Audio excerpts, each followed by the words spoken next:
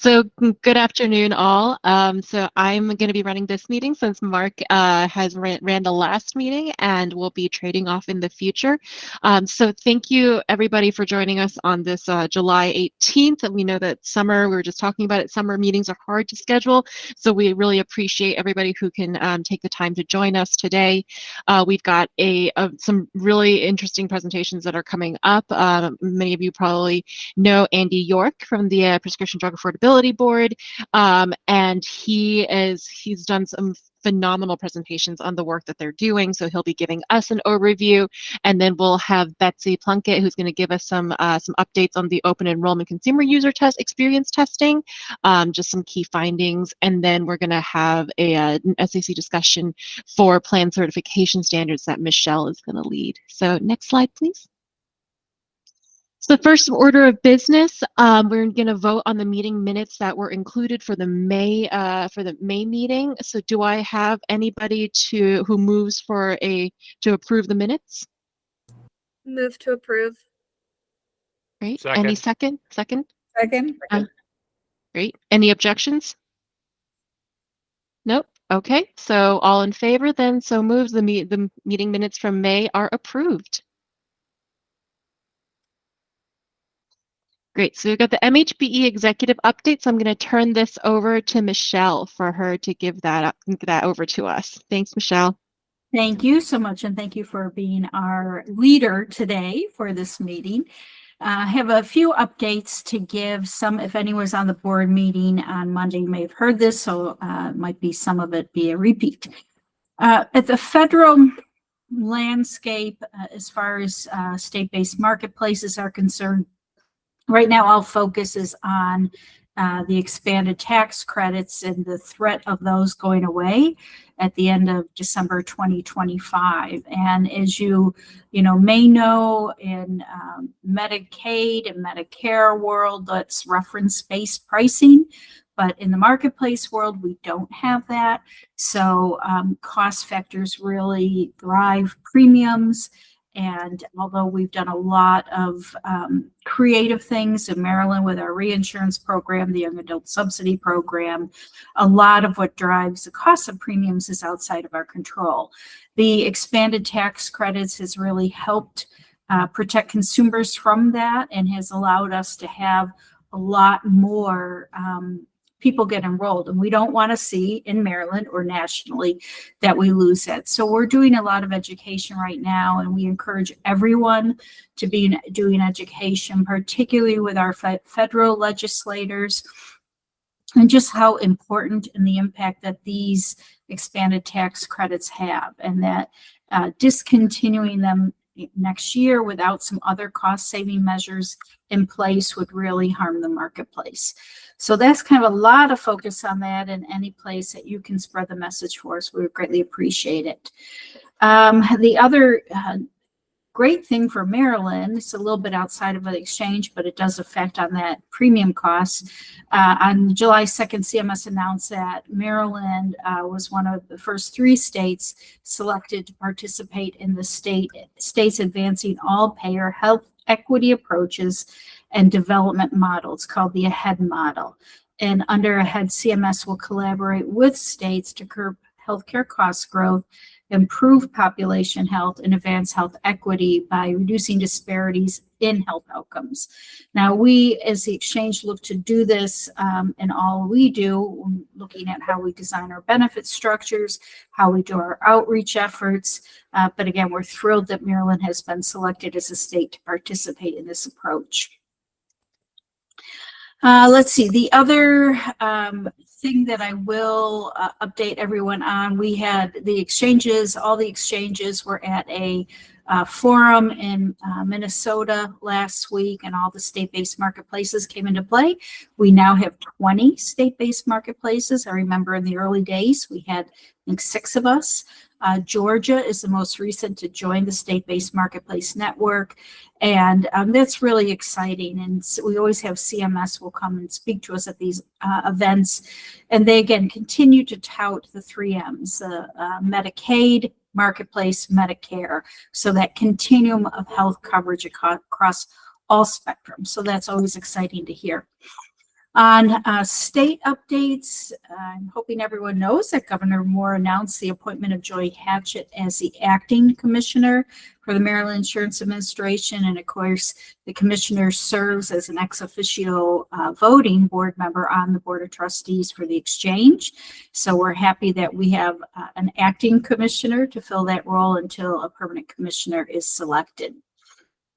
Also want to let everyone know that our June enrollment data report has been posted, and so all the information is current through June. And remember, we have the dashboard. You can look at that data by particular county. We put state legislative districts in there. We are actually working to get federal legislative districts in there as well. So as we're touting the importance of expanded tax credits, our federal delegation can just go right and look at their own particular district, which is really good. But again, we're seeing an all-time high ever, and it's really terrific. Year-over-year increase up from 22%. Typically, what we see in the exchange is that those enrollments going down as the year continues. With the end of the PHE unwinding, we saw it continue to increase right through June. Now we are starting to see a little bit of decline, but that's to be expected as we've gotten the PHE unwind completed. So again, all good numbers, good effort, and I think the whole focus during the PHE unwind on the importance of healthcare, I think we're going to see this continue, provided those tax credits don't go away. Just a couple updates on the board. We are still awaiting appointment of a replacement for Dr. Allen, who left the board in February. We're working with the governor's appointments office on that, hoping to get that position filled. The board did just have its annual meeting, as I said, on Monday on the 15th. They approved their 2025 meeting schedule. The board will meet in January, February, April, May, July, September, and October. And the April and July meetings will be in person. The others will be virtual. This year, we do have a meeting in August, the board in August, September, and October. And we have actually, the most important thing I'll say about the board is that we have two appointments that are ending May 25th or May 31st of 2025. So now's the time, if you are interested or if anyone you know would be interested in serving as a board of trustees for the exchange, please go to govappointments.maryland.gov and fill out an application for that, because typically once session starts, the governor does the green bag appointments usually in February, so it's pretty quick. So we will be looking for 2 additional board members beginning next June. Just a couple things about the agency. We have actually moved a team that was at the Carl Center dedicated to our escalated cases in-house. So we now have 6 new folks here doing that. And again, we're hoping that will streamline our response time and make for more consistency on our response. And we are all focused right now on gearing up for next open enrollment, from working on plan certification standards. As you know, rates were proposed at 6.7%, but it's not the final rate. We'll know that in September. Working on certifying our plans, preparing for open enrollment, our marketing efforts, connector entities, everything that we need to do to prepare for open enrollment.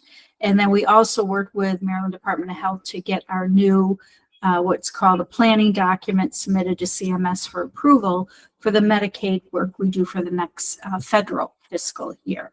So those are kind of the updates at my level, and I'm happy to take any questions on federal, state, or agency related items.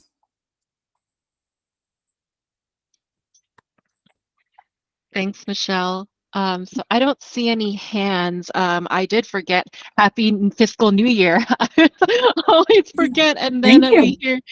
we hear about the new things that are happening, and I remember that it's the New Year's in July. So thank you very much. Well, since I don't see any hands or anything in the chat, we'll move on. Our next presentation is going to be from Andy York. I've heard this, I've heard some iteration of this presentation multiple times, but I always learn something new from every time that he gives it, because their work is constantly evolving. So I will turn this over to Andy. Thank you so much for joining us this on this somewhat nicer day in July. So thank you. We appreciate it. Yeah, thanks for your time and the opportunity to talk to you today. Yeah, so this may be familiar information for some folks, but we are continuing to move forward and hopefully have some interesting updates for you. So my goal today is just to kind of give you an update on, well, first introduce you to what the Prescription Drug Affordability Board does, and then just give a quick update on our work. And then also, we want to be a resource for you. So just thinking through how we can help you and your work and mission as well. So next slide. So again, I'll just give the PDAB overview. The two big things that we're working on are our cost review study process, and then also something called our upper payment limit action plan. So I'll just give you an update on what those are and where we are in those processes. And then just talk at the end a little bit about how we can support your work. Next slide. So just for your reference, we're a relatively new agency, though I think we're drifting past the part where I can say that now. We were created in 2019. And we were established as an independent agency. So we're actually have a partnership with the Health Benefit Exchange, because you guys have a very similar structure to our structure. So we work very closely with a lot of the operational staff. So just wanted to pass our continued thanks to MHBE. They've been an amazing partner just at the agency level, but also look forward to potentially working on some policy together as well. It's a 5-member board, and it's supported by its 26-member stakeholder council. I'll go through both of those in just a moment. And the purpose in the legislation is to protect state residents, state and local governments, commercial health plans, healthcare providers, pharmacies licensed in the state, and other stakeholders within the healthcare system from the high cost of prescription drug products. And I always do like to read that kind of verbatim from the statute, just because that does kind of guide a lot of our thinking and our mission in terms of what we're trying to do around prescription drug affordability. Next slide. So we have kind of 3 big projects going on. The first two are, well, all of them are outlined in our legislation. The most specific thing that we have the authority to do is something called cost reviews. And that's basically an in-depth review of select drugs to determine if they're causing affordability challenges. And I'll go into that in just a moment. Next, our legislation allows for something called upper payment limits. And this is a novel policy tool that is one of the tools that's available to try to make prescription drugs more affordable. And I'll talk through what that process looks like and where we are in that process. And then finally, the board also has a lot of subject matter expertise. And I'm not sure if anyone, well, I'm sure most of the folks on the line are aware of this, but it's a very complicated system, especially on the prescription drug side, probably like all healthcare, but there are a number of unique issues to the prescription drug space. So even beyond upper payment limits, we're always looking for other policies that a state can implement to make prescription drugs more affordable. You often see legislation every session related to prescription drug affordability and access, and we always try to provide expertise where we can, and then in some cases we also may recommend different policies. Next slide. So as I mentioned, it's a 5-member board. Our chair is Van Mitchell. That may be a familiar name to you. He was a legislator and previous health secretary of Maryland. And now we're very lucky to have him as our board chair, appointed by the Senate president and speaker. We have Dr. Joe Levy, who was appointed by the governor's office. He's a health services researcher out of Johns Hopkins. Dr. Stephen Rockhauer, an orthopedic surgeon, appointed by the Senate president. Dr. Abiria Nokoga, another health sciences researcher. She was appointed by the Speaker of the House, and she is out of the University of Maryland School of Pharmacy. And then finally, Dr. Jerry Anderson, who was appointed by the Attorney General, and also a health services researcher out of Johns Hopkins. He and Dr. Levy, work out of the same shop. So it's a pretty unique appointment structure. So that's one thing I will point out. We have one governor appointee, and the rest are legislative appointees. Next slide.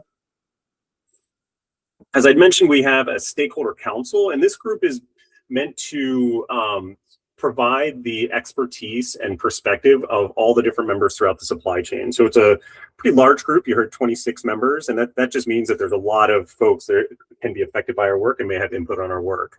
So I'm not going to go through each one individually, but as you can see, we have representatives throughout the supply chain that work in the prescription drug space, and we very much value their expertise and input on all the work that we do. You can scroll to the last one, yeah. So that's available for your reference. So the main thing that we're doing right now is something called the cost review study process. So the board can select drugs to undergo this cost review study process. And the first thing is there's a list of eligible drugs based on statutory metrics. So our legislation mentions drugs that are over $30,000 per year, drugs that increase by more than $3,000 over a course of a year, biosimilars, which are not at least 15% less than the reference biologic. And I'm happy to go into the weeds on any of this if this is helpful, or if you have any questions. And then finally, generic drugs that are more than $100 a month and have a price increase of at least 200% in a year. And then our legislation actually allows us to add additional metrics that can make drug eligible, and our board did take the liberty to add those metrics through the regulatory process. And some examples of those are drugs with the highest overall spend, drugs with the highest per patient out-of-pocket costs, the highest drugs like with per patient spend, highest drug with overall out-of-patient costs. So a lot of metrics like that try to identify drugs that may be causing affordability challenges. So all those drugs are eligible for the cost review process.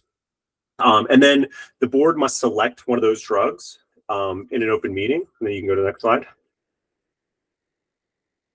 And basically what the cost review study process is a tool for the board to get more information on these drugs and actually understand if they're causing affordability challenges. Again, it may be, I'm not sure how unique it is to the prescription drug space, but one of the kind of defining features is that we see very high gross spend. So the amount of money that the insurer will pay to the pharmacy. But what we don't see is often what are called kind of rebates that get to the net price.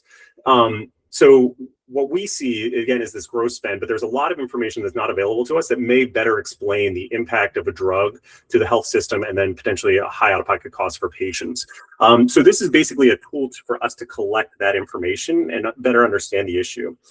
And the ultimate outcome of the cost review is for the board to determine, and I like to also read this verbatim just to make sure that we're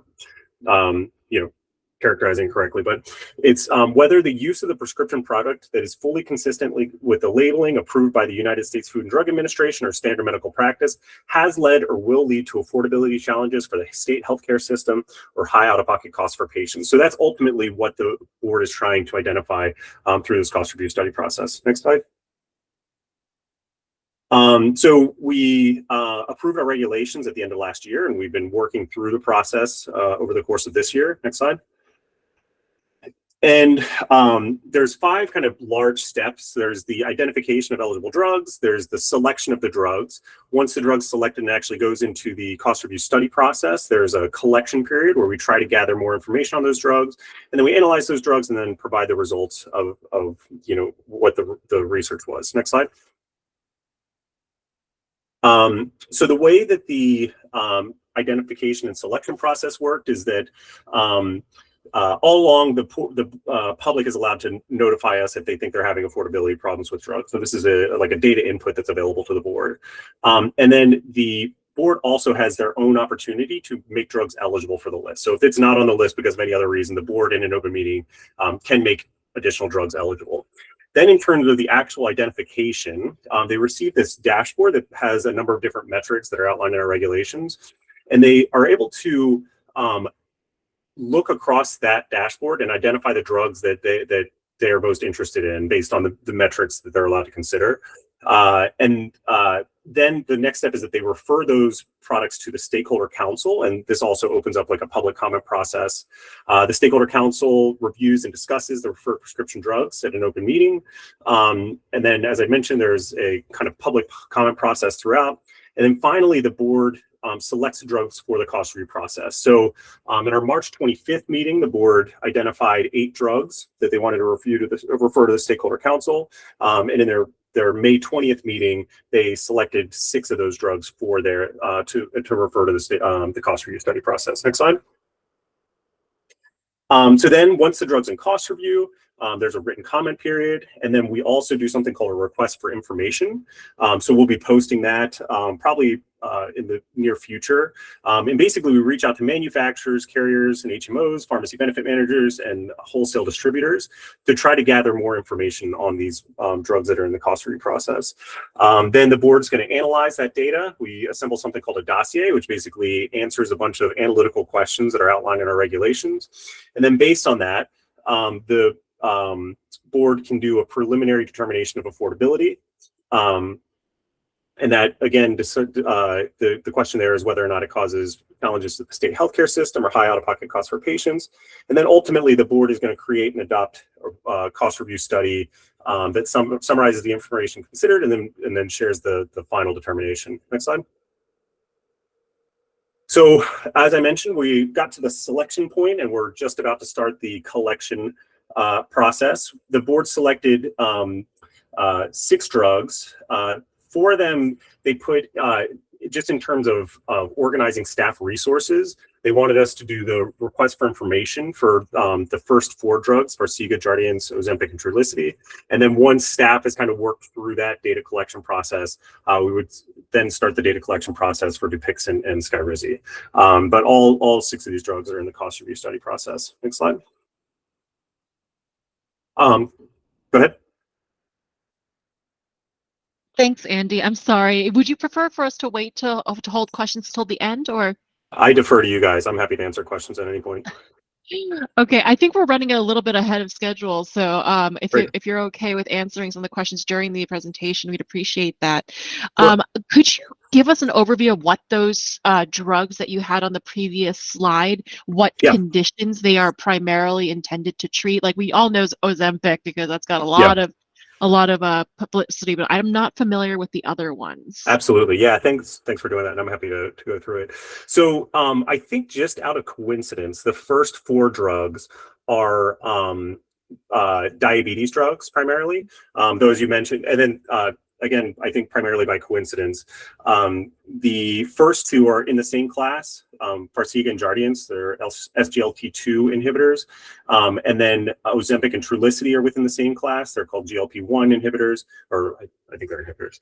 And then Dupixent and Skyrizi are almost kind of like immunomodulators or autoimmune biologics. So they treat slightly different conditions, but they're generally within the autoimmune space. So like atopic dermatitis and things like that. Yeah, and Dupixent and Skyrizi in particular have a number of different indications. So we have to analyze it on how it works within each of those different indications. Hopefully that's helpful. Yeah, so Dupixent and Skyrizi, so they're considered biologics, if I'm not mistaken? Yeah. Yes, they're biologics. But their class is like they're different like modulators of different parts of the immune like system sequence. So Dupixent. Got it. Great. Thank you. So And Michelle. Yeah. Oh, you're on mute. I said, I'm really excited that you're presenting on this. Thank you. Can you just, and kind of a secondary question, why were these 6 selected? I get the diabetes relationship because of the impact to the state and it being a huge cost driver in our state of care, but why the last 2? Yeah, it's a great question. So the way our process worked is that there's a number of different factors that the board can consider. I'm actually pulling them up in our regulations just so I can identify them, but there's probably a dozen different things that they can look at when they're selecting drugs for cost reviews. And then the board pretty early on worked through the discussion of like, do they want to prioritize certain things or like in a structured way? So for example, do we want to go with the drugs that have the highest overall spend or the highest per patient spend or things like that? Like just for your reference, the way the Medicare drug negotiation works is they pick basically within the top overall spend of the drugs, minus a few criteria that like eliminate drugs. So the board discussed if they wanted to do some sort of pre-weighting of certain factors, and they decided that they didn't want to because there's a number of different reasons why a drug can be unaffordable. Again, it could be very high for specific patients, so you have a low utilization but very high cost per patient scenario, or you can have a scenario where it's like a moderately high cost drug, but because there's so many patients on it, it has a high cost of the healthcare system. And the board basically didn't want to preclude themselves from considering any of those different scenarios, if that makes sense. They didn't want to be kind of hemmed in by like pre-discussing or pre-deciding which factors would kind of drive their decision making. So instead, the way it works is they get a dashboard that has all the elements that they're allowed to consider. And I'm sorry, I'm still pulling it up just because I want to make sure I'm comprehensive on this list. And we do have presentations on this as well. It's basically just a list of different factors they can consider. So basically what they do is they look at this. It's a dashboard, basically an Excel document with all the eligible drugs kind of line by line. And then each column is like the different factors that they're allowed to consider. So again, things like the FDA approval, the therapeutic class, a lot of utilization and spending data. So the patient count for the number of patients that are on it, total gross spending for the prescription drug product in the most recent years. So that's the total spending.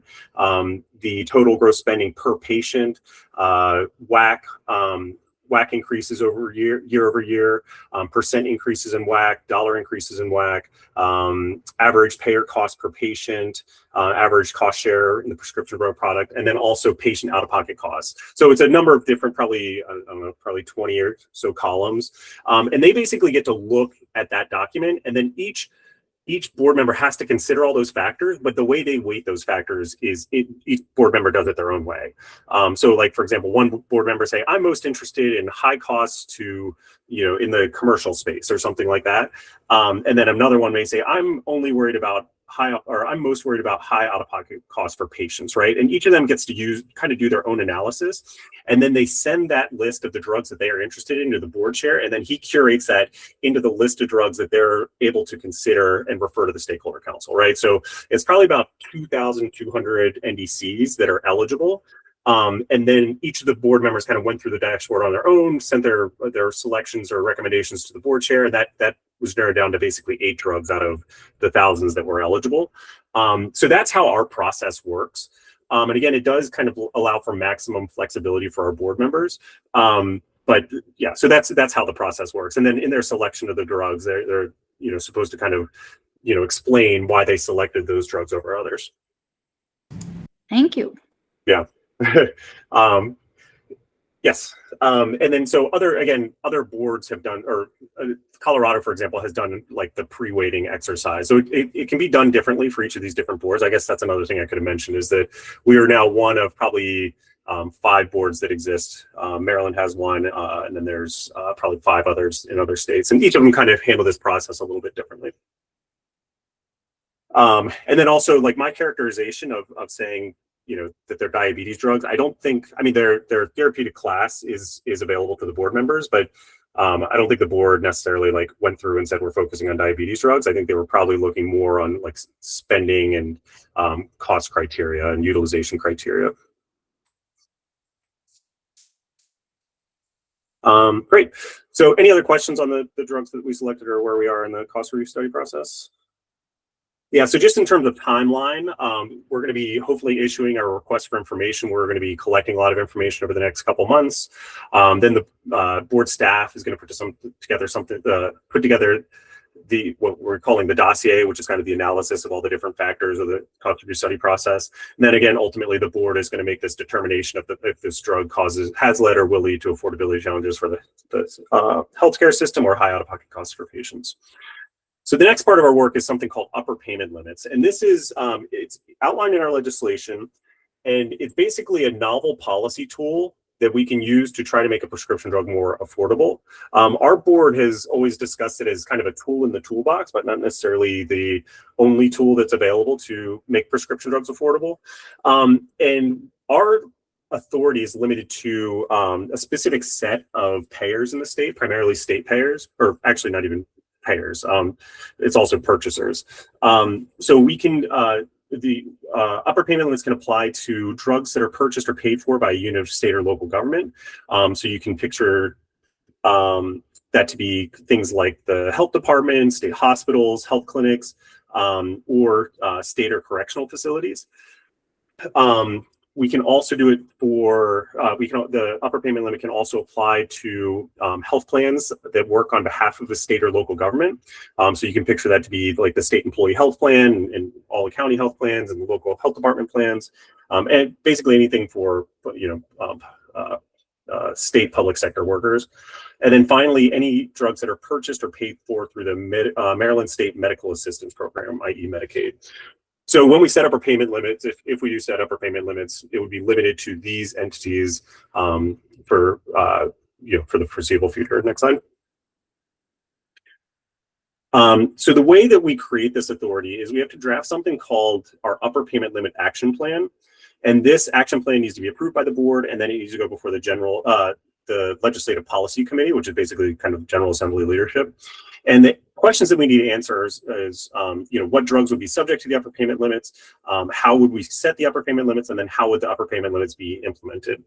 And it's a very complex issue because it's a pretty complicated supply chain.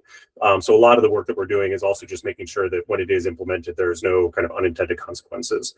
And then we also owe a separate report, I think due maybe in 2026 or 2025, actually probably 2026, which is whether or not the board should expand the scope of our upper payment limits to the entire state. So we need to basically look at the legal issues and obstacles and issues related to applying upper payment limits to the entire state. Next slide. We also have a series of recommended additional policies. We're trying to help patients as soon as we can. And some of the things that they've recommended is an insulin affordability program, which we've been working through. It's not in place yet, but we're hoping to continue to work on that soon.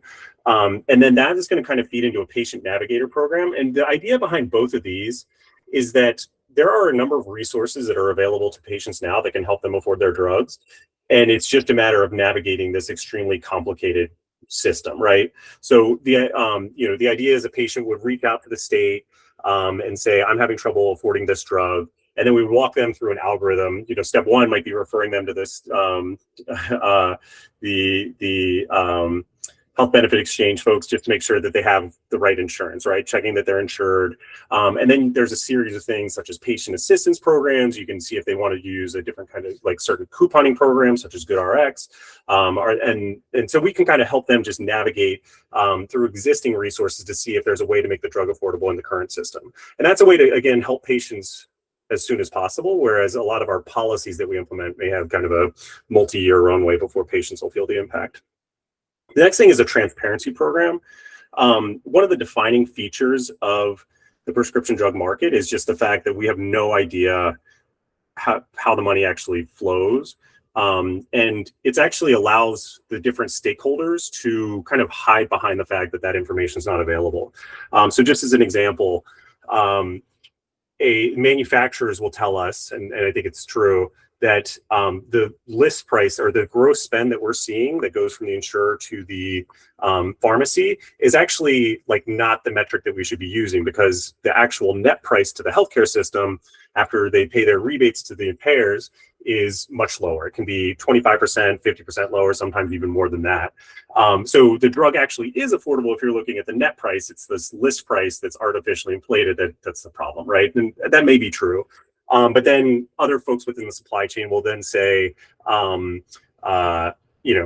it actually is the list price. So without being able to kind of see and understand those issues, it's hard to actually identify where the driver of the affordability challenges is coming from.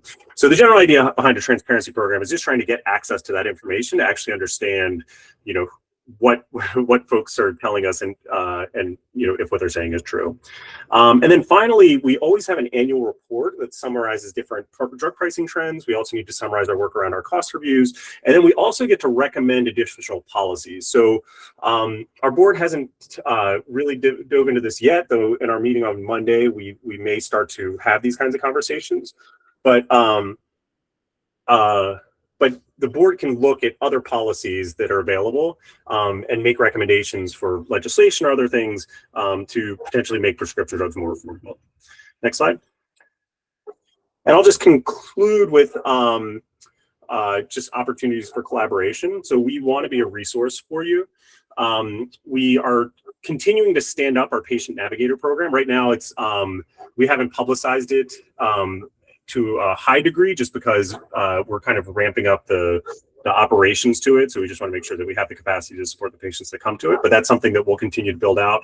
And when it is available, we would love for you to refer any patients that are coming to you to that program. Next, I think we want to continue to coordinate on cost reviews. So, we're always trying to hear from patients themselves on which drugs are most unaffordable. So just working on rollout and identifying patients that are having trouble affording their drugs. And then also, we always want to be a resource to, groups like you, just to help think through issues around drug access and drug pricing. So, we've had the opportunity to sit on some of your affordability committees and support that work, but we can help think through things like plan, rules, and design to make prescription drugs more affordable. So with that, that was a quick update on our work, and we hope to continue working with you.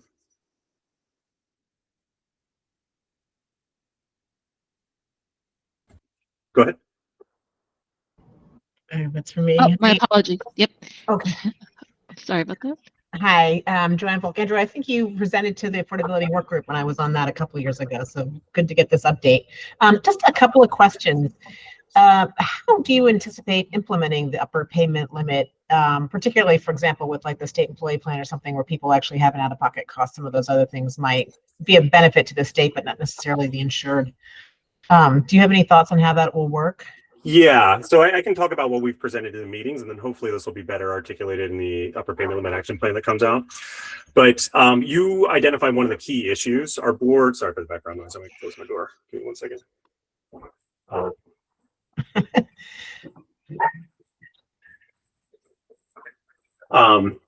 So you identified a key issue for us. Early on, the board said that their priority is ensuring that the patients can afford their medicines, right? So they want to make sure that any of our work that we do is directly felt and helpful to the patient. But the issue that we have is the plans that we regulate, Medicaid and then employee health plans, are often very generous and are often copay based, right? So where we would be most helpful, well, where the patient would feel our work the most is with plans that have what's called co-insurance, which is they pay a percentage of the cost of the drug. So if you lower the cost of the drug, theoretically their percentage should go down. But since the plans that we're working with are already just very generous in their coverage, we're probably looking more at that first question, a high cost of the healthcare system. And ultimately it'll help Marylanders because it's saving taxpayer dollars, but it is kind of an artifact of, I think you've identified a correct issue just based on the plans that we'd be regulating if we set up our payment limits. In terms of how we would do it, because it's a very specific segment of the overall market, we are talking about doing something called, basically implementing the upper payment limits through negotiated rebates. So we want to keep everything in the supply chain the same. And then basically what we're identifying is what the cost of the drug should be to the health plan, and then have the PBM and the health plan work directly with the manufacturer to get to that target upper payment limit. But the supply chain itself would remain the same. And there's a couple examples, both Massachusetts and New York do this for their Medicaid, we do a comparable exercise for their Medicaid program. And again, the rationale there is just to make sure that there are no unintended consequences, in the supply chain, especially because it's a very small part of the total market in Maryland. Okay, and a second question, I think you referred at the top of this as part of the mission is to capture commercial payers too, and then you talked about trying to expand it out to the whole state. What is there a role, or will there be a reach to the commercial payers? at some That point? would have to be done through legislation. So there's nothing in our current legislation that has that. What we owe is a report that basically studies this issue. And I would picture it to look similar to our upper payment limit action plan. We're like basically saying like, here's how it should work if we were going to do it for the commercial sector for the entire state. It also explicitly tells us to kind of look at legal issues and stuff like that. So there's a lot of additional analysis. And quite frankly, I do think that the way you would implement an upper payment limit could look different if you're doing it for the entire commercial sector versus just the state. So we are doing all of our thinking right now in the space of what it looks like for these three segments to use an upper payment limit: Medicaid, county, state, and local employee health plans, and then any direct purchases by the state. So all of our kind of thinking, that framework that I gave you, is specific to those entities. Okay, thank you. Yeah, hopefully that's helpful. Yeah. So, Andy, a quick question, since I don't see any other hands up. Since your current scope is for Medicaid and state-based health plans, all 6 of the medications that you're studying for the cost review, they're definitely on the formularies, correct? That's a good question. So our cost reviews look at affordability for the entire state. So, yeah. So, I mean, sorry, I was trying to think of the best way to articulate this, but like we have the authority to do cost reviews and understand if these drugs cause affordability challenges for Marylanders. So we're looking across the commercial sector, we're looking across Medicare, we're looking across Medicaid, and we're trying to understand for all Marylanders, does this cause affordability challenges? And you can almost think of that as like the first step. Does this drug cause affordability challenges for any Marylanders? And if the answer is yes, then we look at all the tools that are available to us to make prescription drugs affordable for Marylanders. And one of those tools is setting upper payment limits for state and local government, right? So that tool may not be the right answer depending on like what our findings are, right? So like if it is, then we would go forward with that process. But if not, then we would look at other policies that could implement it. So they're almost 2 different issues, and it is I understand like why that can be kind of confusing. And if we do move forward, like if we do kind of move forward with an upper payment action plan that has, that for state and local government, like we may want to update our regulations to allow for more direct input from the folks that are regulated under that. So the state partners, just because then they would be able to tell us what drugs are most interesting to them. Right now, we are looking at the data from the state and looking at affordability for all Marylanders, if that makes sense. So kind of a long-winded answer. Yeah. Yeah. Great. So do we have any other final questions for Andy before we let him go? All right, sounds like not. Just thank you so much, Andy, for giving us this presentation today. Looking forward to seeing more of what you all end up doing, and looking forward to hear any updates about about what your findings are, especially with regards to the 6 drugs. Given that some of our work, at least in the state with SciHIS and whatnot, are focused on diabetes, and of course that's something that, if I'm not mistaken, the value plans that MHBE is working on diabetes is one of the focal points. So would love to hear a bit more about it in the future. So thank you. Thank you. Great. So with that, I will turn this over to Betsy, who's going to give she's the MHBE Director of Marketing and Web Strategies, and she's going to give us an update on the user experience testing with the Maryland Health Connection site. Hi, thanks so much, and thanks for having me. Every fall we do various types of research, and we do our UX research, consumer experience research, every other year. And that gives IT and marketing a chance to collaborate on the findings and to set the direction for getting as much done as possible in areas that we have identified before the next open enrollment. So I just wanted to share with you the results of fall 2023 research and what we're going to implement for the coming open enrollment year. So let's see. So our goals for this are to understand the real-time usage and behavior through the enrollment and renewal process, identify difficult areas, and then, as I said, we gauge the impact, and then we talk about how and when we can get these high impact areas fixed. I should have taken out the last bullet. We did compare the year-over-year findings, but I left that out of this presentation because it's pretty lengthy already. So the testing takes place always the first 2 weeks of open enrollment. And why we do that is to give us a chance to fix things that may affect consumers throughout the open enrollment period. So that's what we did this year as well. We had, for the first time, we had 5 Spanish sessions. We were excited to add that. So we had 10 in English, 5 in Spanish, about 90 minutes. Participants shared their screen, and we record them and then have people from the marketing and IT teams. And this year we also had people from the policy team because they had requested some plan shopping changes. So we all worked together to watch the participants go through the application to see where the problem areas are.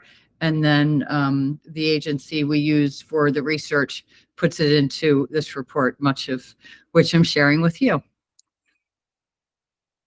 The next slide. Yeah.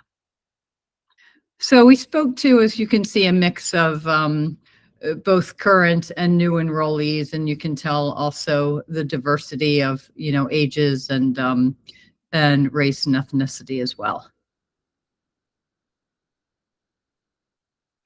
And here's just where we were in the state. We try to get people throughout all the areas. So we were successful in getting some rural and urban and suburban as well in both English and Spanish.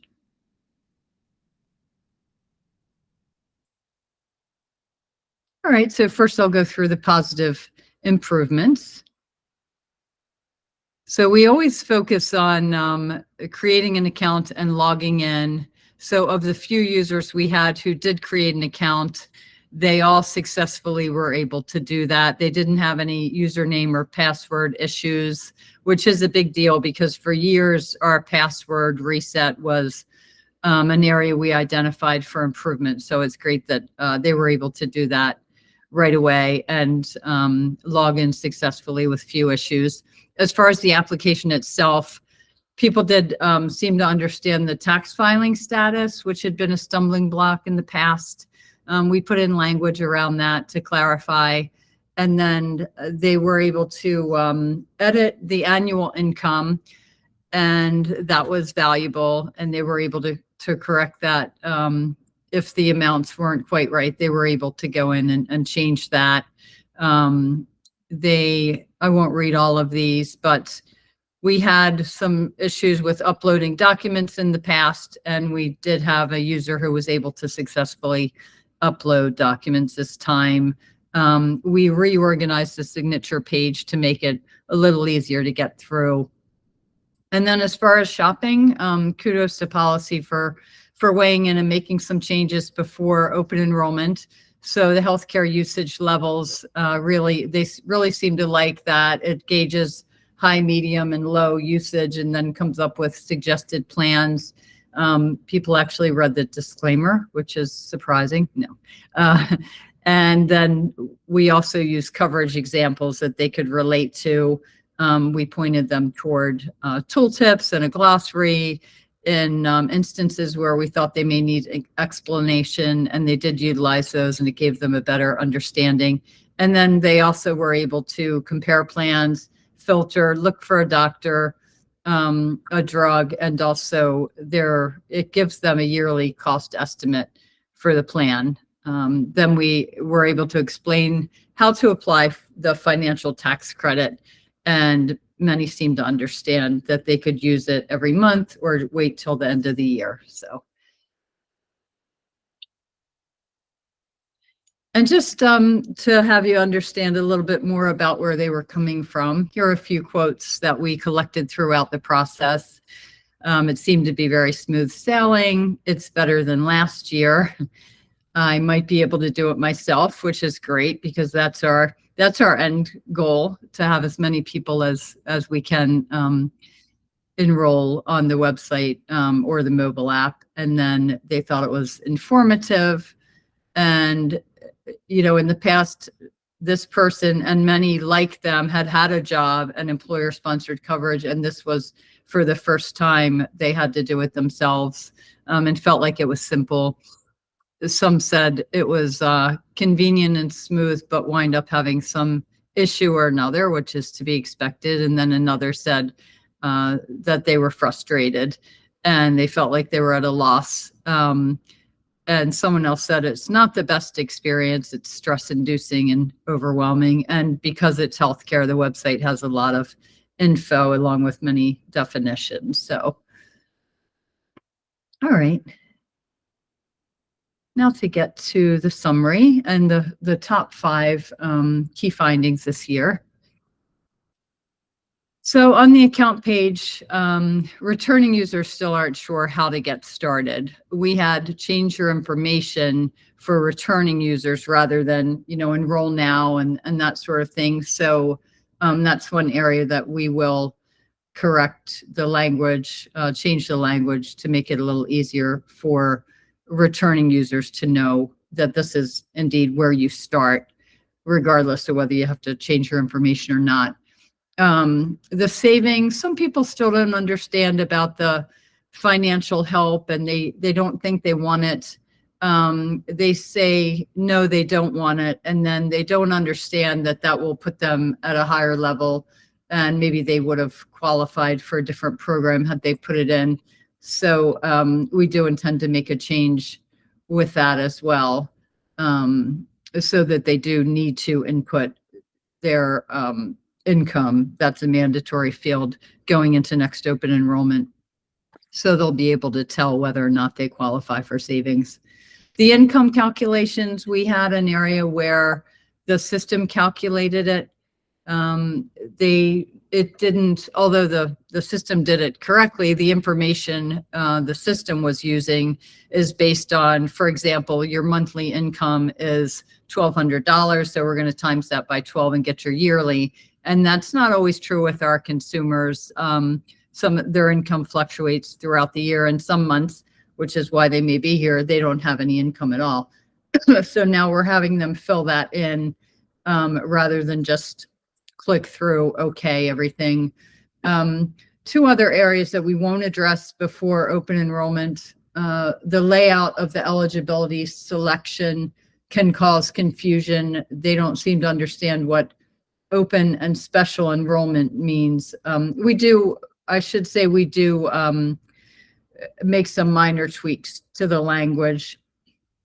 We did. And then users rarely know the details of their employer coverage. So they're not sure if it's affordable or not.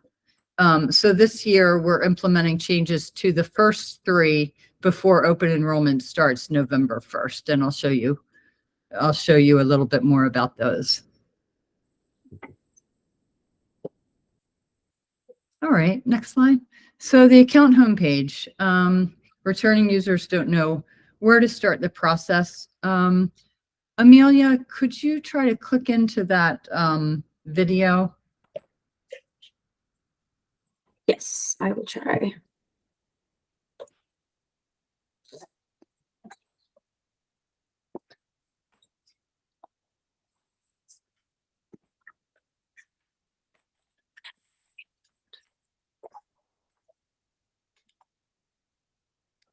Bessie, I think I'll have to stop sharing and try to share this other screen. Do you want me to go ahead and try to do that? Yeah, I actually have it up, but I'm not sure if I can get audio. Let me see.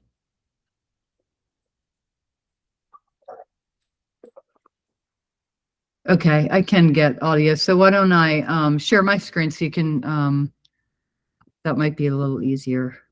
Let's try that and see how it goes.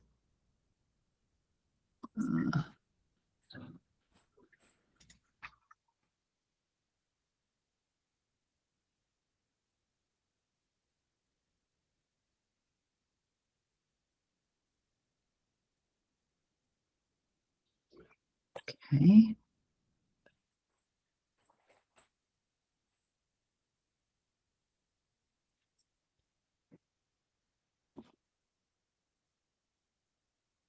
Can you hear that? No. I don't think so.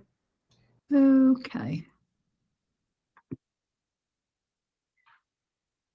Maybe it will be okay for you to just see what he's walking through, and I'll hear it and translate.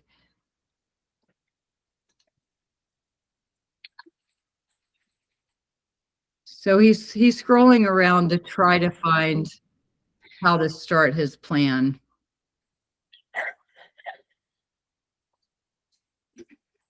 And so he's supposed to click the change my information button at the top. He's just looking to get into the process.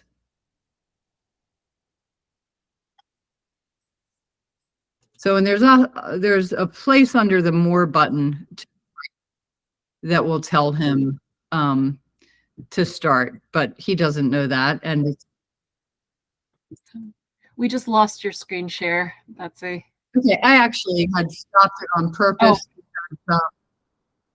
because that I just didn't want you to watch him painfully scroll up and down for another 30 seconds. But so that was his attempt to look for where to click just to start. Mm-hmm. So he made some comments that he didn't have to change his information. He just wants to sign up for a plan. So we did change that language to review or enroll in a plan. So that'll make it easier for people like him to get going next year.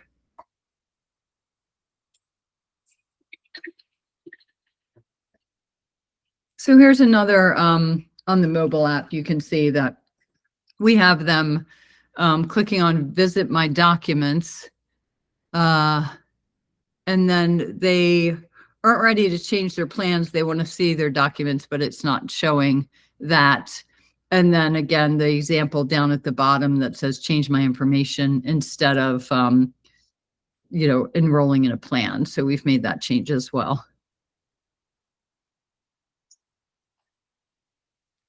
And then saving on healthcare, some still misinterpret the financial assistance in the application. Amelia, do you want to try to play that? And if you open it as a tab, that may allow you to do the audio too. Yeah, let me go ahead and try now.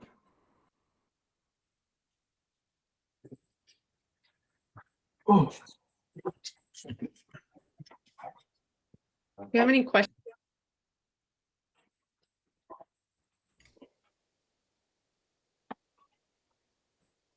So that worked.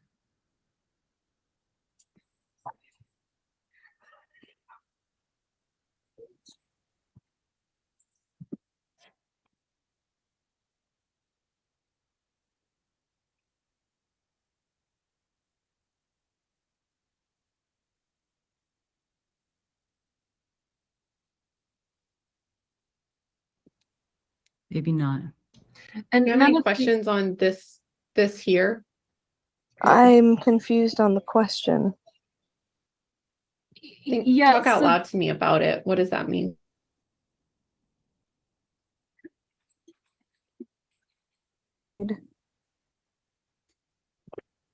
I'm not trying to include other household members into my health insurance, if that's what it's asking.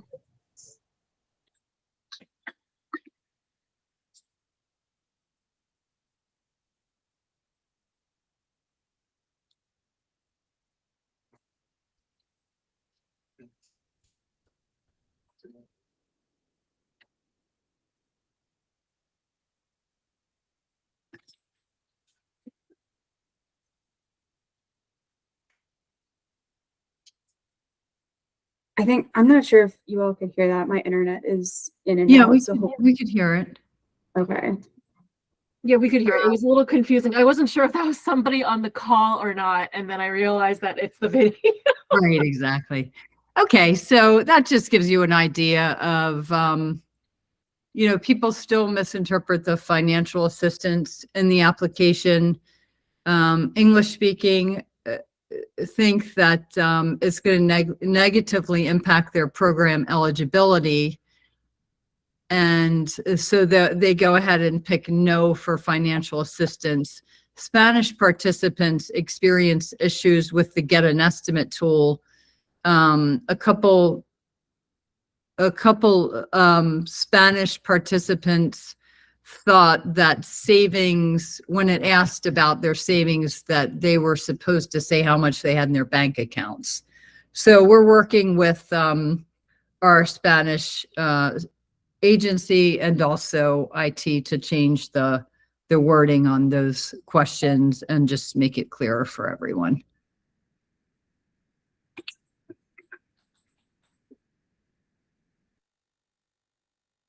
Oops. Okay. Then entering income. The main thing that we've had trouble with this in past years as well was that just a lot of people think that they have to know exactly how much they're going to make. And they're really stuck about knowing what to put in. So we, as I explained, that we had calculated the income, and they just trust the system and say, okay, yep, that's right. Or it doesn't sound right, but that's what the system says. So we'll just click okay. So we've solved that problem by allowing, forcing them to type in. We show them what they had for last year, and we ask them to type in next year's, with the caveat that it's just an estimate. And if it changes, that's okay, as long as you come back in and let us know.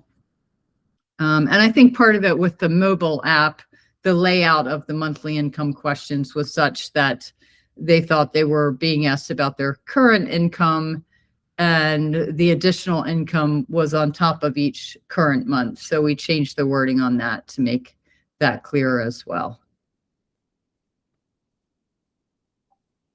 And you can go to the next slide. And then that's just an example of what the mobile app had looked like, and where they had to find the additional income. It was kind of tricky. If they had a second job, they had to go all the way down to the bottom to click that other income not listed here.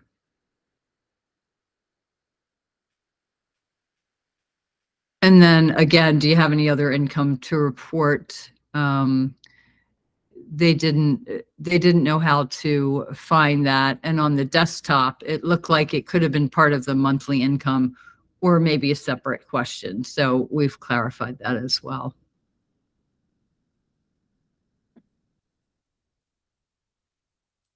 And then that was the one I explained that we put in the current year, and then we had filled in the next year as well with the same number. And we don't do that anymore. We're leaving it blank so that they can fill it in themselves. Even if they did have the edit capability, they didn't use it.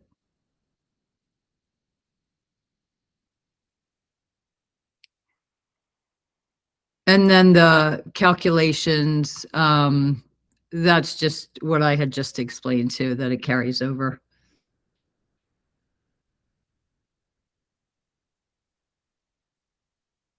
And then the future income was down at the bottom, and some people didn't see it, and so they didn't correct it for accuracy. That was just a display issue that we've corrected.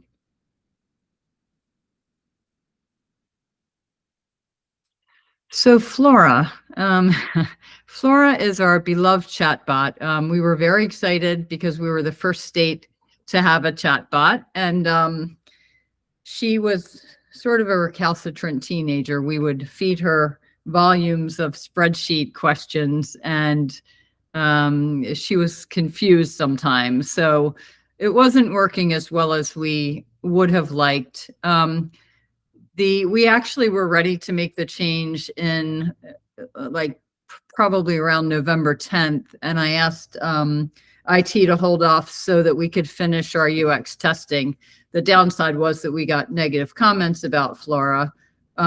We weren't surprised, but we just didn't want to compare apples to oranges. So, when people did turn to our chatbot for help, they did not get the response they wanted to get. They had difficulty, so they went to the chat with an expert. They did like the chat with the expert. It didn't stand out very well because they had to first click on Flora to get there. And it was pretty helpful because they're literally talking to someone, live chatting through the call center. So to get them to that channel was great. But Flora herself wasn't that great. So now what we've done is we have implemented AI into the chatbot with gates around the knowledge base so that they're just pulling from our website copy, and it works like a charm. It doesn't pull from the federal site or other states. It keeps to Maryland based so that if people have questions, they get an answer. We spend a lot of time on our website making sure it's accurate and it's up to date. So it's great that she has the capability now to search the site and pull the answers to the questions. And so we're really pleased with that change. And I think that may be the last slide. There were, okay, and this is an example of Flora. 2 users asked how to get insurance, and it said genetic information, that should say generic. She didn't have any instructions on looking for plans. She just talked about plans in general, and that really wasn't helpful. So I think that's the last slide. Does anyone have any questions about that?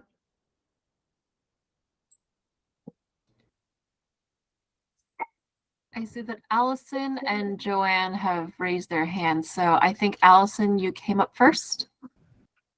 Sure. Hi, everyone. Thanks, Betsy. Great presentation.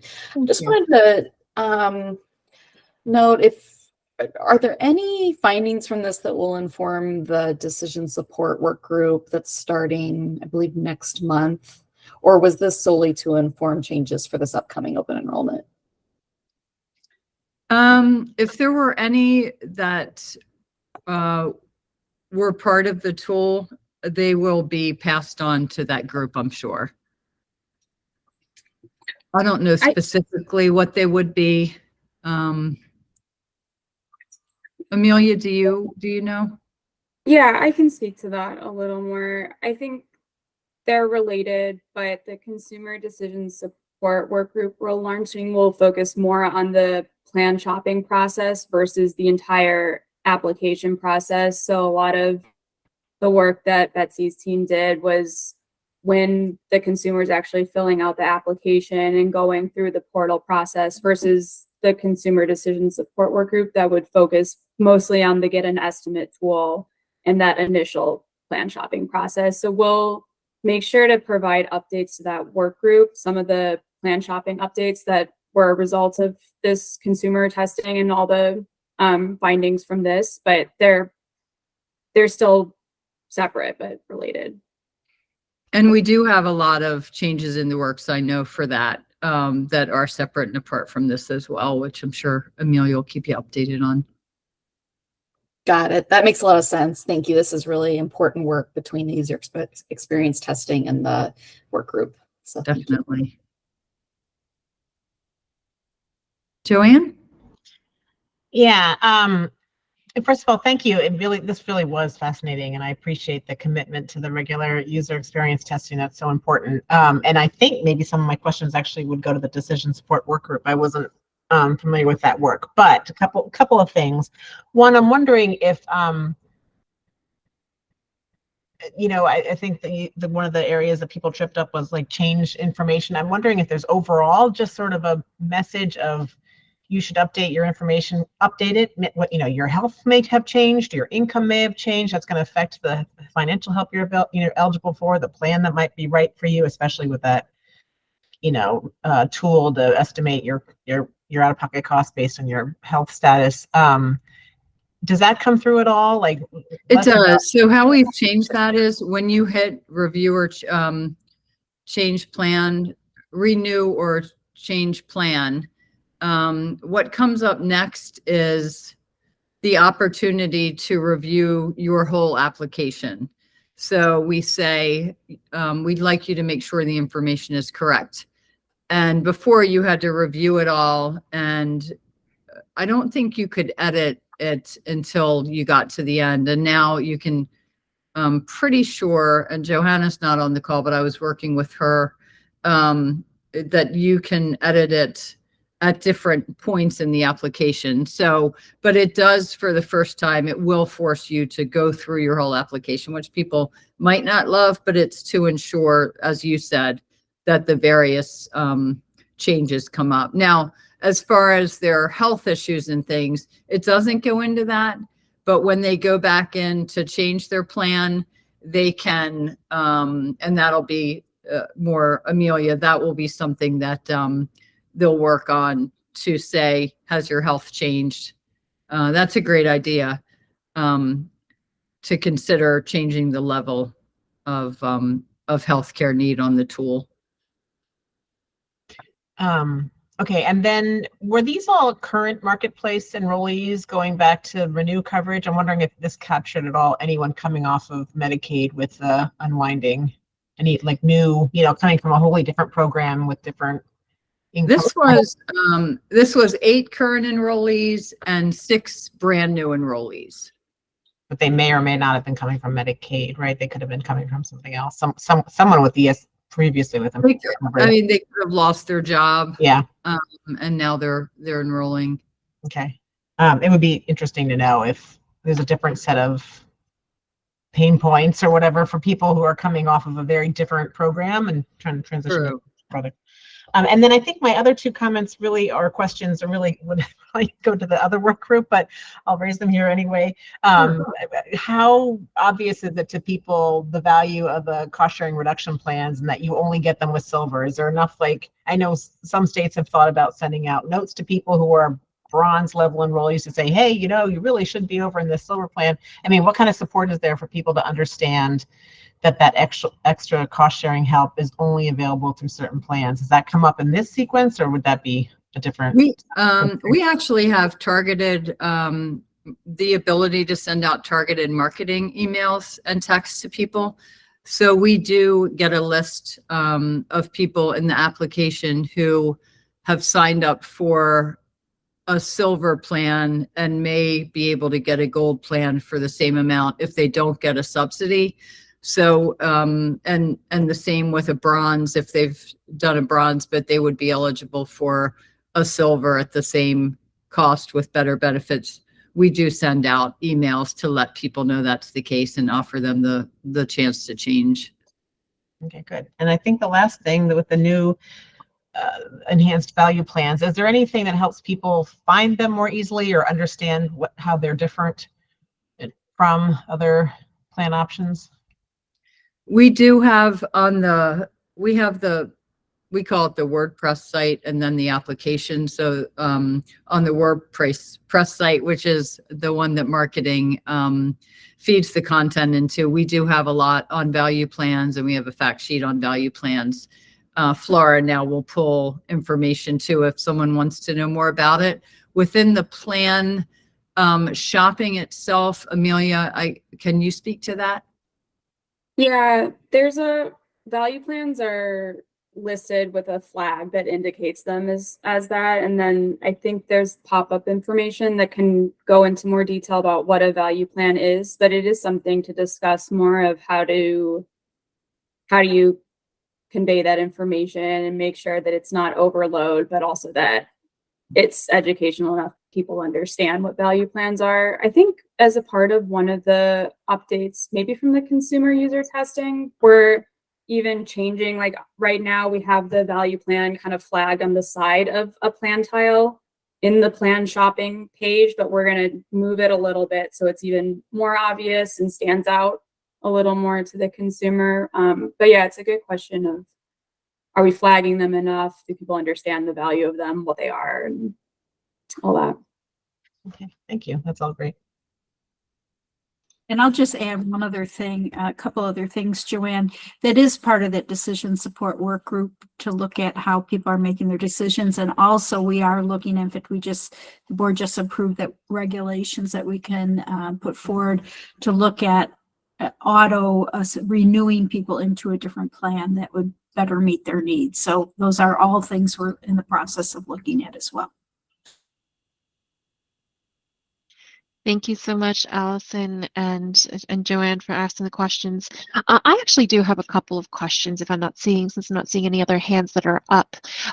Two things. One was, I noticed in the map that there didn't seem to be any representatives from the shore, from the eastern shore.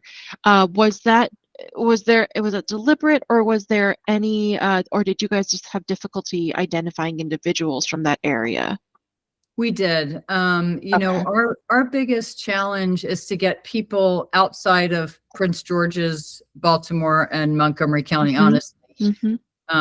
So we avoid, you know, heavy concentration in those areas, and try to spread it out. And that was honestly the best we could do. What was the particular difficulty, if you feel comfortable sharing, of getting folks from the Eastern Shore? Just lack of interest, or because if I'm not mistaken, this was all done virtually, it looks like. It is. Okay. You know, we go through different research firms that collect information for people willing to participate in studies. Like, you might have heard of Baltimore Research, and there's one in Bethesda, and people who regularly participate in research studies and get compensated for it will give you their names. So we just, you know, the 12 we came up with were not, actually, I think it was, let's see, 14 this year, just weren't part of that area. You know, we have a limited amount of time to get the people and avoid duplication and to get diversity. So I don't know, since I wasn't on the team that evaluated, I don't know if why they didn't qualify, if they did submit interest and not qualify because maybe they were, you know, Medicare or something, or we didn't get much of a response from that. But we do the best we can to get it throughout the state. So I can't give you a straight answer on why we weren't able to capture, you know, anyone from that area. Got it. No, totally understood. It's we also have other issues with ensuring that there's enough outreach out to the shore. So we appreciate your efforts on that. The second question I have was about Flora, the chatbot. Was there ever I guess, so is Flora technically, who runs Flora? Like, who is the company that's behind it? Because, you know, everyone's starting to get a little bit weirdly savvy about AI and, like, you know, and Chat GPT and how that all feeds in. So which company is behind Flora? I'm not sure. That would be an IT question. We can find out for you. Yeah, that'd be, I think mostly because I'm just curious, just from my own consumer standpoint. I hate chatbots, but that's just me because I always just end up going, please connect me to your customer service, connect to chat with a representative. So that's why I'm always interested whenever we start using them for something beyond just, you know, trying to get something on my order figured out. So is there any? Betsy, I can add a little bit to that. Oh, okay. Betsy. Thanks, Michelle. Sure. So the chatbot Flora was created. Our IT team is entirely internal. We house all of our IT internal. So the chatbot was created from our internal IT department. And so it's part of our application. And we use information that marketing has created and that we have that we've already vetted to respond to the questions. And part of that was feeding information in. We have started using just a very closed AI system where it only looks at information that we have internally, that we've already vetted. And that's now responding to the, that is what's providing the responses, which has been very good. And then in addition to that, a couple of years ago, we started the live chat. So if you are in Flora and you want to get connected with a real live person, we then connect you with someone at the call center. So that's kind of the process flow for our Flora and our live agent. And I also wanted, thanks, Michelle. I also wanted to point out that if a consumer were to have a specific question about their account, they would be directed to a secure server that would allow them to put in their username or their account number or whatever they have. And then that goes to an agent at the call center who will work through their case with them. Got it. Got it.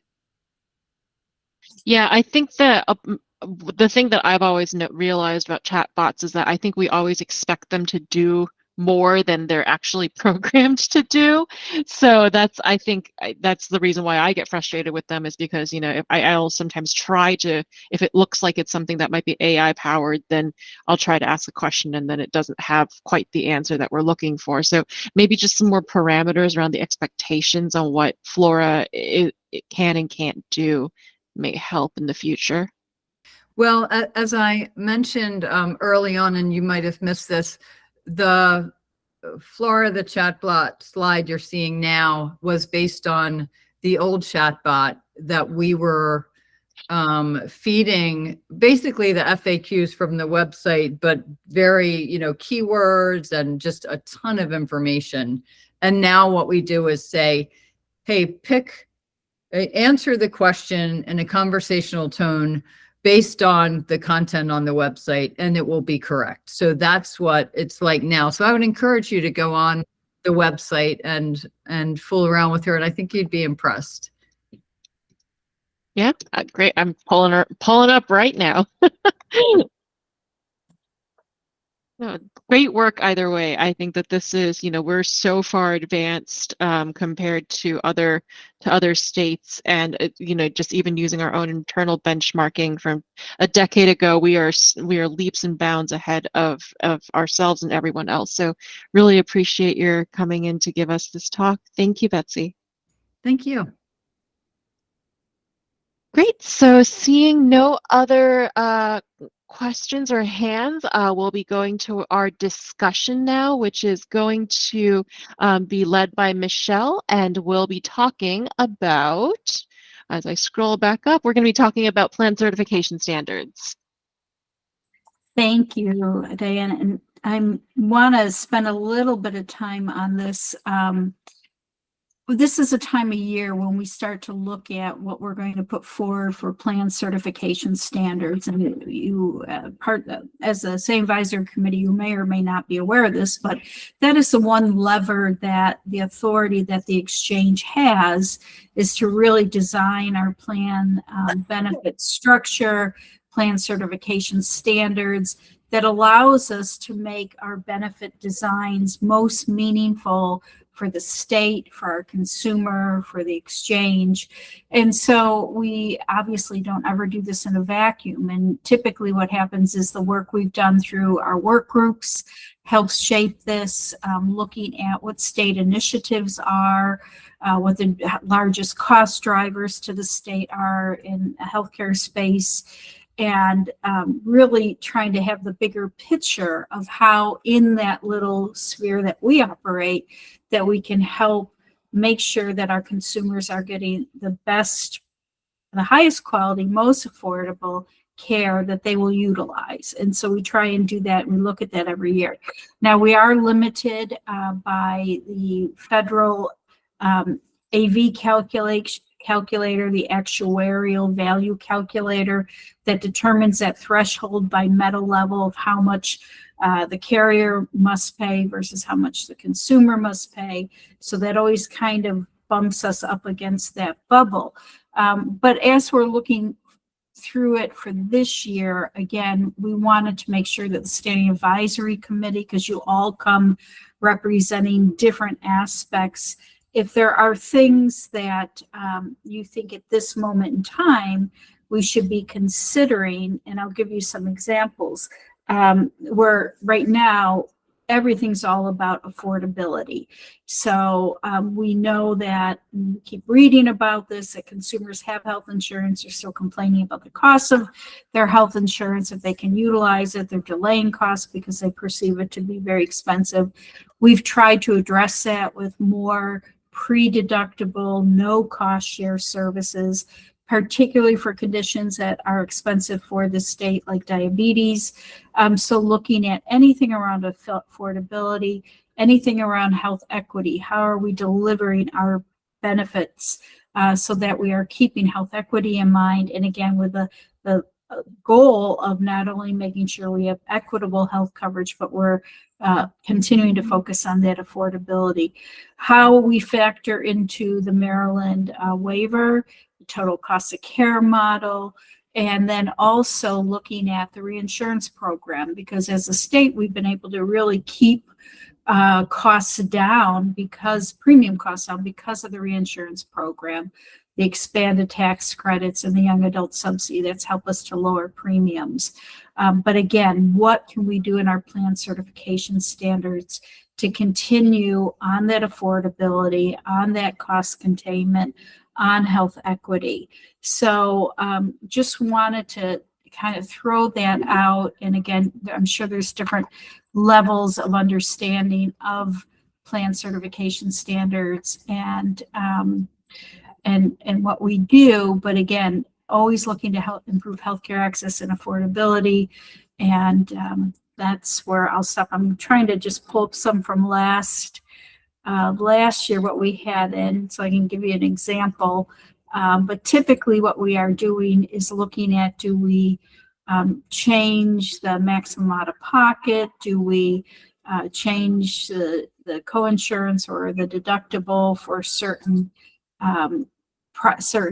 categories, such as a specialty visit? What do we do around labs? Are we going to reduce the cost of labs? So things such as that. Do we want to make sure that, in fact, I think the one we just did recently was that you could get in, if you have diabetes, you go see a podiatrist, you get one visit a year to a podiatrist. And I think there is no cost sharing or low cost share on that. So those are the types of things that we're constantly looking for. And since we had everyone here together and had a lot of expertise in this room, we thought we'd open it up for discussion. If there's anything in particular that you'd be interested in the exchange considering. So I'll stop there. And Marcus, you have a hand up. Hi, everybody. Michelle, I didn't hear you list this in kind of the things that fits under the plan certification standards. So I don't know if this isn't the right forum for it. But I'm thinking along in the terms of when we have a new carrier come in. For example, last year, I think a new carrier came in, maybe it was 2 years ago. On the Eastern Shore, we had some issues with, it was a situation where consumers really liked the new plans that were offered. Sometimes the new carrier comes in with some pretty attractive rates and some nice incentives, so it becomes an attractive plan. However, the network adequacy or that's an issue, but it's not really one of the things you mentioned around plan certifications. Is that something that comes into play when you're looking at plans, or maybe it's a broader carrier issue that there's a standard that must be met or at least announced to a consumer up front before they buy a plan? You know, that, or in that realm, is that something that this committee considers? So it's not part of plan certification standards. There are network adequacy standards, and those are defined by the Maryland Insurance Administration. When plans are certified to participate on the exchange, they have to demonstrate that they meet those network adequacy standards. And I think yearly, they have to submit a report to, maybe with the rate filing, I can't recall, to the MIA with how they are meeting the network adequacy standards. Okay, that sounds a little bit familiar. I think when an MCO came in, I remember someone from the Department of Health saying there's a percentage that they have to demonstrate. So maybe it's along those lines. And so, okay, that answers my question. Thank you.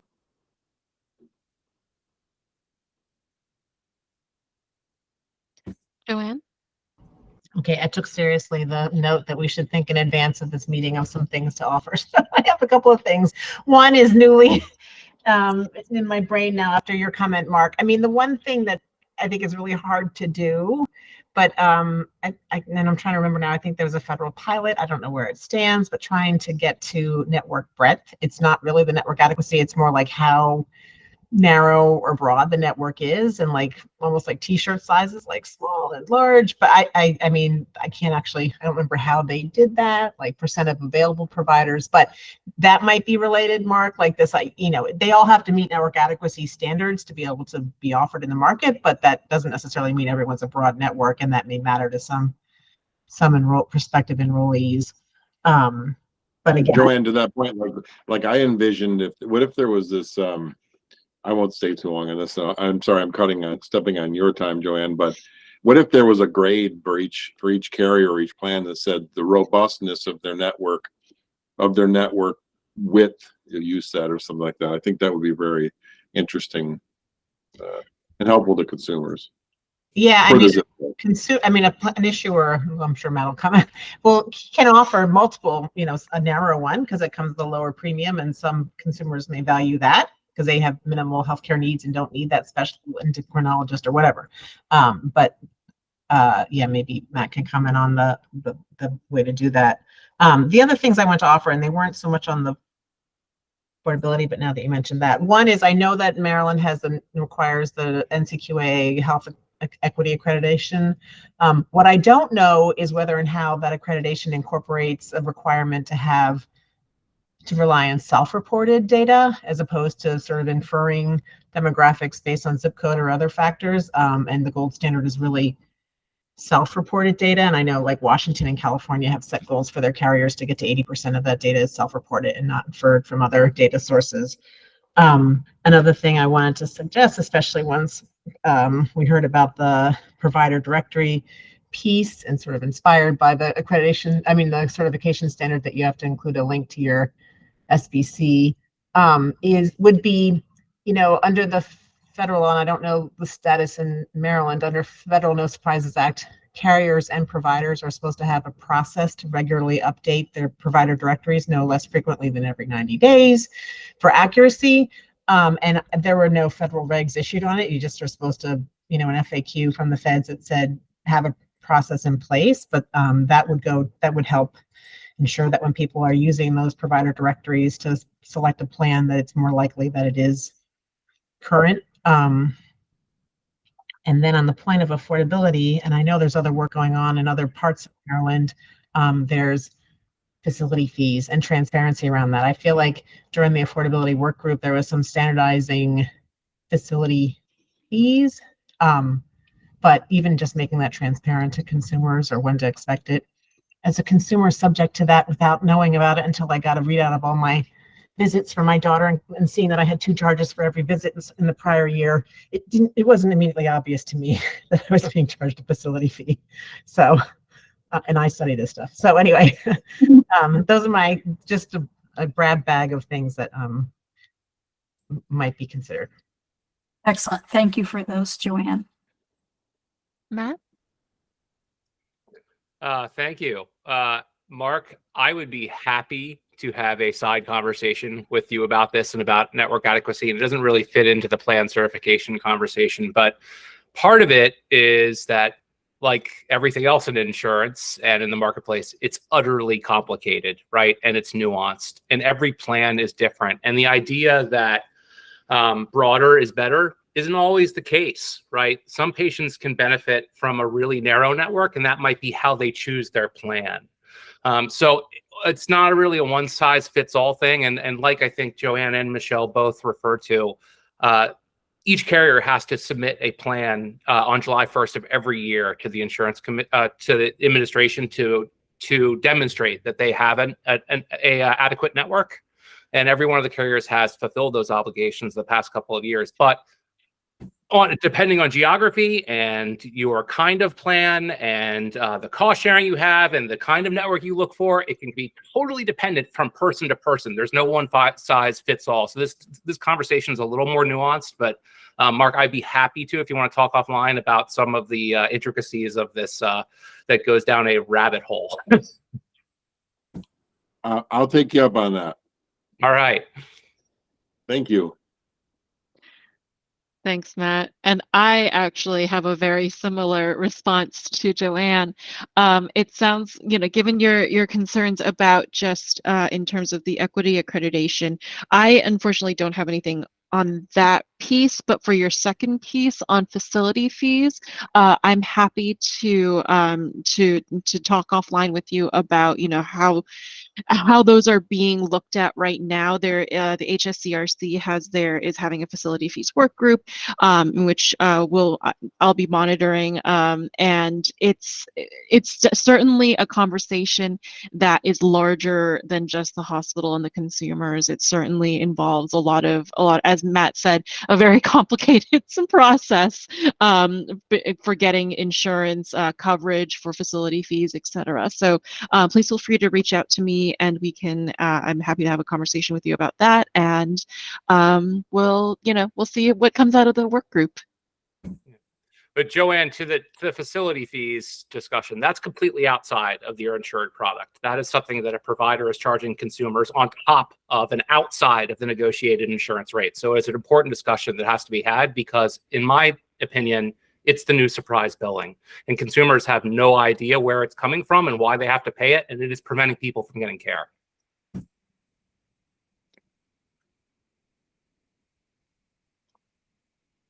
Very lively discussion.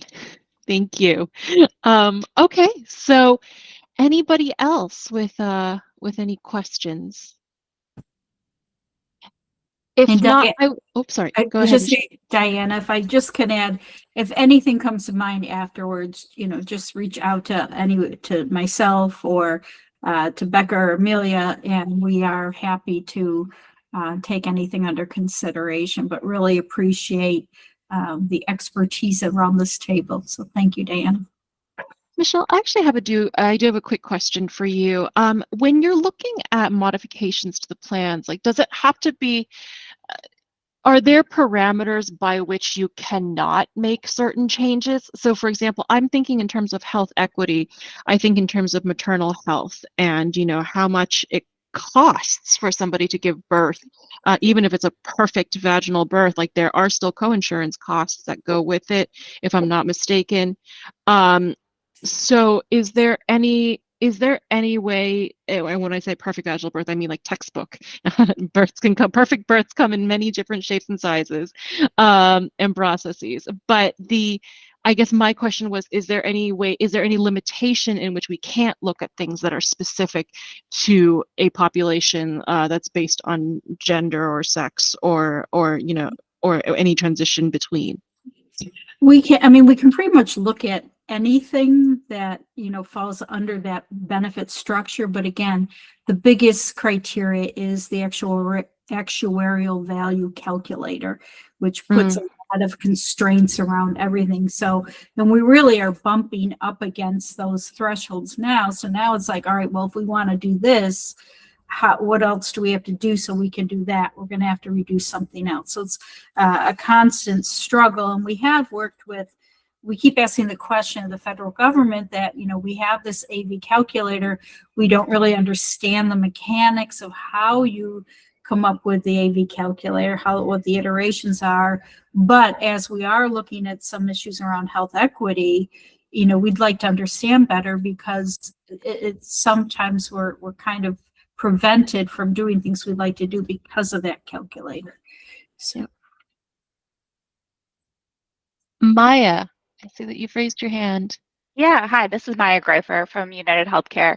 One comment on what you were just referring to, the health equity piece and applying it to different populations. I think one thing we've noticed, not only from the AV piece of it that Michelle spoke to, we're already kind of butting up against that on all meta levels, but also operationally, it can be extremely tedious to apply something to only one population group. So I would just caution when thinking about updates to the plan certification standards to think about updates you guys would make to you would make for a full population rather than piecemeal aspects, because it is much more difficult when we're applying it to a certain population. Very good point. Thank you. All right, so given that we are done with the agenda, I'm going to see if there's any public comment. If anybody that is not a member of the work group wants to raise their voices, please feel free to do so.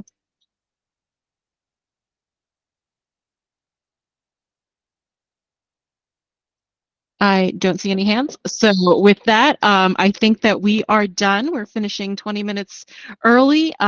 Give 20 minutes back, or 17 minutes now, back for you to enjoy the better weather outside. And so do I have a motion to adjourn?